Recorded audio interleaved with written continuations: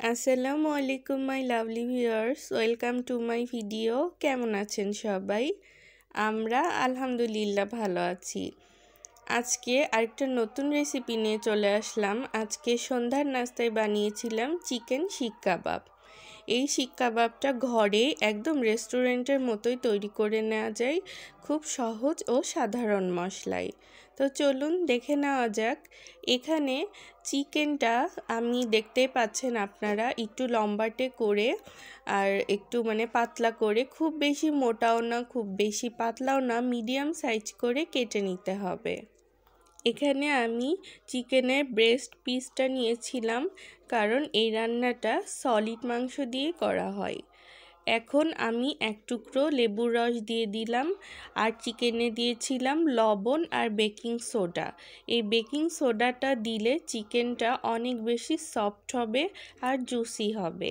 যেহেতু ব্রেস্ট পিসে অনেক ড্রাই থাকে, এজন্য বেকিং সোডাটা দিলে চিকেনের পিসগুলো অনেক বেশি সফট হয়ে যায়। তো এভাবে করে আমি একটু ম্যারিনেশন করে নিচ্ছি। এটা দিয়ে আমি 5 মিনিট রেখে দিব। 5 মিনিট পরে আমি এটাতে দিয়ে দিচ্ছি আদা বাটা আর রসুন বাটা, একসঙ্গে করে বেটে নিয়েছিলাম, সেটা দিয়ে দেওয়া হলো। আরও দিয়ে দিচ্ছি গরম মশলা বাটা।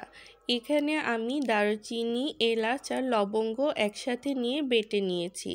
আমি সব কিছু একটু মেখে নিয়ে এরপরে দিয়ে দিচ্ছি টালা জিরার গুঁড়ো, এরপরে দিয়ে দিচ্ছি লাল মরিচের গুঁড়ো। ঝালটা যে যতটুকু পছন্দ করেন সেই অনুযায়ী বাড়িয়ে কমিয়ে নিতে পারবেন। আমি আবারও সব কিছু মেখে নিচ্ছি ভালোভাবে। আমি এখানে পেঁয়াজ বেরেস্তা করে নিয়েছি, এটা দিয়ে একটা পেস্ট তৈরি করব। আমি ব্লেন্ডারে পেঁয়াজ বেরেস্তা, গুঁড়া দুধ আর লেবুর রস দিয়েছি। আপনারা চাইলে এখানে টক দই দিয়েও এটা করতে পারেন। আমি ব্লেন্ড করে নিয়ে সেই পেস্টটা এখন দিয়ে দিচ্ছি চিকেনে। আবারও আমি ভালো করে সব কিছু ম্যারিনেশন করে নেব। মাংসটা যত ভালো ম্যারিনেশন হবে ততই বেশি টেস্টি হবে। ম্যারিনেশন করা হয়ে গেলে আমি এখন এটাকে আধা ঘন্টার জন্য রেখে দিব। আপনাদের হাতে যদি সময় থাকে তাহলে আপনারা মিনিমাম 2 ঘন্টার জন্য রেখে দিতে পারেন, এতে স্বাদ অনেক ভালো লাগে। আর যদি সময় না থাকে তাহলে আধা ঘন্টা ম্যারিনেট করে রাখলেই হবে। আধা ঘন্টা পরে আবার ফিরে আসছি। এখানে আমি বাটিতে পানি নিয়ে নিয়েছি, আর এখানে আমি সাসলি কাঠিগুলো ভিজিয়ে রাখলাম। সাসলি কাঠিগুলো ভিজিয়ে রাখলে ভাজার সময় এগুলো পুড়ে যায় না। 15 মিনিট ভিজিয়ে রেখেছিলাম আমি।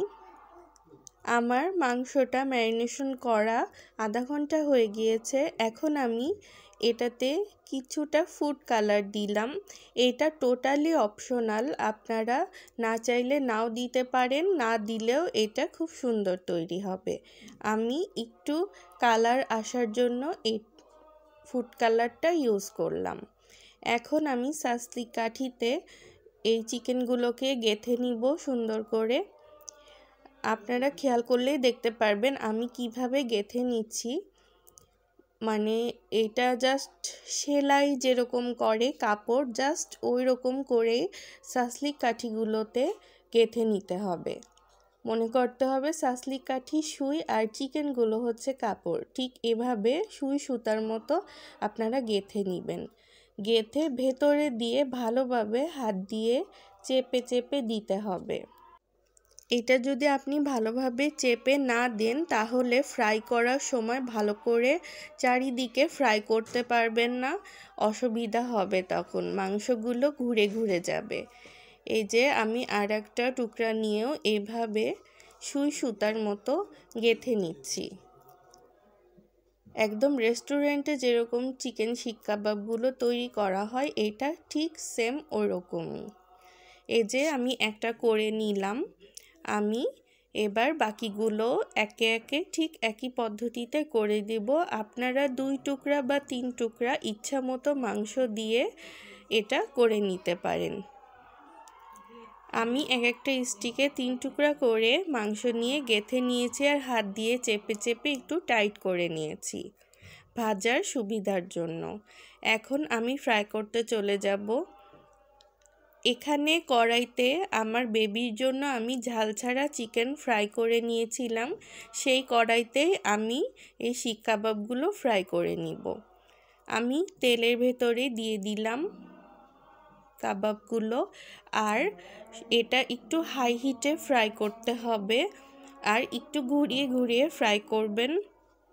একটা কড়াইতে খুব বেশি চাপাচাপি করে দিবেন না, একটু ফাঁকা ফাঁকা ভাবে করে দিবেন।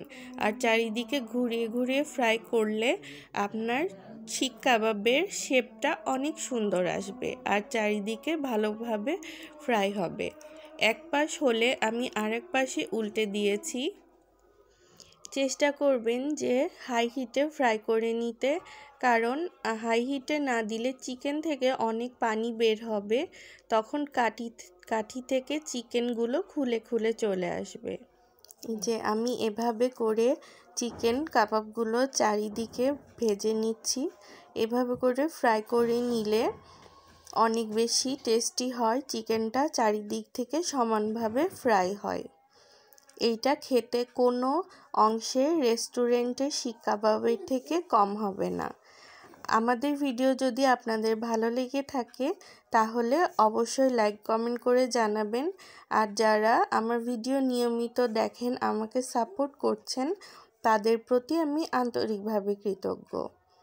তো এখানে আমার চিকেন কাবাবগুলো প্রায় ফ্রাই করা হয়ে এসেছে। আমার চিকেন শিক কাবাবগুলো রেডি।